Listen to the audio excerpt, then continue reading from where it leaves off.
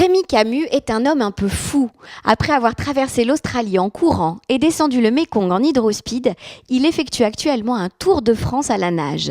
Parti de Dunkerque le 1er juin, il est arrivé samedi soir épuisé, plage Thiers à Arcachon après une éprouvante traversée de 40 km en provenance du Porge. Ce n'est pas tant le défi sportif en lui-même qui intéresse ce jeune homme, mais la médiatisation qu'il peut lui apporter. En effet, Rémi Camus défend une cause environnementale, celle de la préservation de l'eau dans le monde.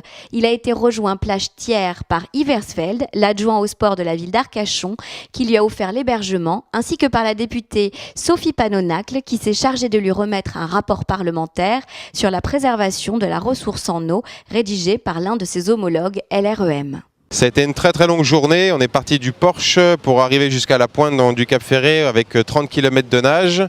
Et ensuite, on a attendu juste la bascule pour pouvoir rentrer à l'intérieur de la passe. Et ensuite, il y a encore une dizaine de kilomètres à faire. Donc ça fait une étape de 40 km en 9 heures. Voilà, je pense que c'est bien. Je ne ferai pas mieux. Je suis rincé, très fatigué. J'ai les jambes qui brûlent et les mollets également. En fait, il y a un message derrière ce Tour de France à la nage. Les défis sportifs est là pour servir une cause et non l'inverse. C'est vraiment un message environnemental, quelque chose d'éco-responsable. La préservation de l'eau, c'est quelque chose qui me touche énormément. C'est une cause qui me tient à cœur depuis longtemps. Je la porte depuis que j'ai 26 ans. Lorsque j'ai fait ma première aventure, lorsque je suis parti en Australie, j'ai traversé le continent australien de Melbourne à Darwin. Je ne l'ai pas fait au début pour l'accès à l'eau, je l'ai fait pour une maladie génétique qui s'appelle le syndrome de Love. Et puis ensuite, pour rencontrer les aborigènes, et j'ai découvert plus que ça, j'ai découvert ce qu'était la rareté de l'eau en plein cœur de l'Australie. Et j'ai dû boire mon urine pour ne pas mourir déshydraté, j'ai bu du sang de kangourou, enfin je vais vous passer toutes les anecdotes que j'ai pu avoir, mais je suis revenu avec ce message en tête et j'en ai fait un peu mon cheval de bataille, donc j'ai poursuivi en faisant des conférences dans les écoles et en entreprise. Et ensuite, j'ai décidé de pousser un peu le bouchon un peu plus loin sur l'accès à l'eau et j'ai voulu comprendre un peu comment pouvaient vivre des populations au bord d'une rivière, au bord d'un fleuve. Donc j'ai monté une deuxième expédition et je suis parti donc au Tibet, en Chine, et j'ai descendu le Mékong du Tibet jusqu'au Vietnam avec un hydrospeed. Donc j'ai fait 4400 km pendant 6 mois pour rencontrer la population locale et comprendre un petit peu leur mode de vie autour de l'eau. Et j'ai été agréablement surpris dans les deux sens, des fois mal, des fois bien. Parce qu'on se rend compte que le Mékong, c'est un fleuve qui est extrêmement pollué. Vous avez 70 millions de personnes qui bordent le fleuve et qui déversent leurs déchets continuellement dans le fleuve. Faute d'éducation, mais également faute d'infrastructure, parce qu'ils n'ont rien du tout.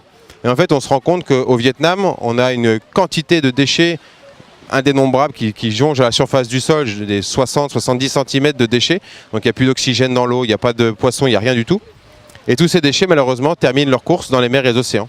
Et donc je voulais faire un clin d'œil à ce projet, parce qu'en fait, ce qui se passe là-bas, ça nous concerne également ici. Pas parce que les déchets sont déversés à l'autre bout de la planète qu'on ne va pas les retrouver ici, chez nous. On a 634 tonnes de déchets qui sont déversés dans les mers et les océans chaque seconde, ce qui représente 20 millions de tonnes par an. Et 80% d'entre eux proviennent de la Terre et donc du comportement des êtres humains. Et il faut que ça cesse. Donc moi je fais une action d'éducation sur mon Tour de France à la nage où j'essaye de sensibiliser, alerter, éduquer sur vraiment la préservation de l'eau, de tout ce qui est les déchets qu'on peut retrouver dans les mers et les océans.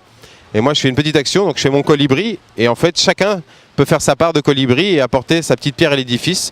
C'est très simple de se promener sur la plage avec ses enfants, de ramasser les quelques mégots de bouchons et morceaux de plastique et les amener à la poubelle.